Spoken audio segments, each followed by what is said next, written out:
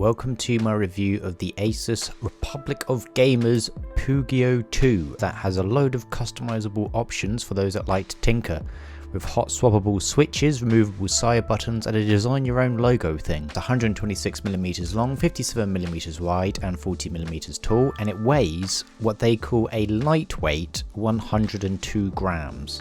For those that are unaware, that is not a lightweight mouse, that's a heavy mouse. The shape for this mouse is pretty nice. It's more of a neutral ambidextrous design with very little prominent bumps or curves. The main contact point with the curve is mainly right in the middle of my palm. The sides are also quite comfortable as they don't curve inwards that much, helping my hand remain in a very natural position. This will be a mouse that's great for all grip types as it doesn't really push too far on catering to a specific grip. The coating is a frosted matte effect. The top is fine, it's a tad glossy, but it doesn't get uncomfortable at any point, but that might be because of the more natural shape, causing my hand to really just rest on the mouse. But the sides are just dreadful. It's honestly such an awful choice. It's basically just an engraved plastic area which is just incredibly distracting more than anything. You can feel it rubbing against your thumbs constantly whilst you're using it. It just makes me question why on earth this was put here. Not only that, but I can tell there's going to be a lot of dirt getting in between those gaps as well. The switches on the mouse 1 and 2 are Omrons, and there are some spare Omrons that come included with a slightly crispier feel, and I think they're only rated for 10 million clicks though. The default ones are rated for 50 million and they are pretty much fine. A lot of people have kind of gone off these now though. They do feel very light and easy to trigger compared to some of the others like the KLGM 8.0s that most people are using, and they don't really have a nice crisp feel to them. One great thing about this mouse is that you can hot swap the switches to another type, and as far as I know from the limited research I've done, you can actually swap them with most other switches. And a good thing here is that even an idiot like myself can do it. You can take off the lower cover above the logo, remove 2 screws sitting below the buttons and use the supply tweezers to help yoink them out. Then just press in your replacements and put them back together. It's done. Very easy and a good idea. And I'll go into this a little bit more later. The buttons for the mouse 1 and 2 switches are also very impressive considering that it's a removable part, as there is literally no pre or post travel despite this. The mouse also has side buttons on both sides, much like the Logitech G Pro Wireless did. You can take out the side buttons and replace them with some magnetic ones that just lock in. You will need to do this if there's side buttons that you aren't going to use, as they are in the way and they do get distracting. This is a good idea that I'm glad has seen the light of day some more, especially in ambidextrous mice. The scroll wheel notches are really good. They are on the softer side, but they're still more than acceptable and easy to scroll through. The switch for it as well is also great, requiring little force to trigger, and it does so consistently.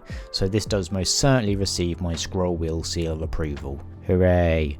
For the dirt check, it can gather it, but because most of the parts can be removed, it's not really a problem as it's just easy to tear down and give it a clean. Sometimes with other mice, if you try and clean the dirt, it just ends up going inside the mouse or just gets pushed in further. Here it's very easy to take off the parts and wipe them down, excluding obviously this engraved plastic on the side, which is just going to be a massive pain. The feet I believe are just plastic ones and they are dreadful. On my MPC 450 pad it's usable, that's more of a hard one. On anything else it's like dragging the mouse through mud. It's honestly appalling. There's also such little thickness on the feet that it's very easy to get the mouse shell to scrape on the pad. So if you're using a soft pad, this might drag and just get annoying. Harder ones might be fine, although I do notice the scraping on pretty much every pad that I've tried. Basically, these feet are terrible. Wireless performance has been great. I had a problem with a previous ROG mouse, which was the carrier switch kept on dipping out, but this one has been fine and responsive. The battery life for this they estimate up to 80 hours, but with not much information how that was measured. For charging it back up, it has been a bit inconsistent. I had it on charge when it went down to around 10%, and it took an hour to get to 25%, and then after checking again after a couple of minutes later, it then went to 50%. The only downside for this wireless aspect is that the cable is a rubberized one as well, so if you do need to charge it whilst playing, then it's going to be a bit rough. Luckily I have so many cables in my possessions I could probably make a massive rope going down from my window, so I'll be a bit like Rapunzel, but I'll be bald. The software is a bit of a mess visually, it just wants you to log in and all that stuff. I guess this is supposed to be a hub for all their products, however I gave the SteelSeries some heat so it's only fair I do it here. You do get redundant areas such as news, featured and more. You can do the usual stuff as well and change the RGB settings, sleep timer, lift off distance, so in this one section that you might go into the software, it does its job. Speaking of the sleep timer, the wake up time for this mouse is also instant, which is good to see. The sensor that's being used in this is the Pixar 3335, which is an alright sensor used by a lot of mid-range wireless mice and also a high-range one being the Prime Wireless. It's not the best available, but for most people it'll be fine and you won't have to worry about it. Usage in-game has been passable when using the NPC pad, but absolutely dreadful using anything else. As mentioned previously, it's like I don't have a mouse pad and I'm just moving my mouse in a puddle of mud. With the NPC, it's not even that much better. There's so many points where it just starts really dragging hard and it's just bad. Not only that, but the side grip is just so off-putting and distracting that it's just baffling why it even exists. And honestly, it's a shame, but I'll get to more of this later in my verdict. The cost for this mouse, with its recommended retail price, is around $85, £80 or €94 at the time of this review, which is honestly a huge rip-off. Awful mouse feet and side grip let this down so bad. Not only that, but you're also not getting the best available sensor. For it to be this price now is outrageous. This is somewhat premium price bracket with something that is anything but premium. Not only that, but if you drop down a few price brackets, you could probably get a better wireless mouse for less. I'd price this mouse honestly at around about $50. I wouldn't pay much more than that. So overall, I cannot recommend this at all. Avoid it at all costs. It's honestly a huge shame because there is a good mouse here.